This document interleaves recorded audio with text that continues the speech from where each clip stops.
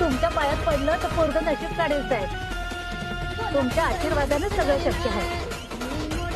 बाई, आता एक गोष्ट ध्यानात ठेवायची, मनात एक निश्चय करायचा की आत्ता ह्या क्षणापासून आपण कोणाही समोर झुकायचं नाही. तुम्ही झुकायचं नाही आणि तुमच्या पोरांना सुद्धा झुकू द्यायचं नाही. समोर पंतप्रधान आला तरी सुद्धा आपण झुकायचं नाही, समजलं?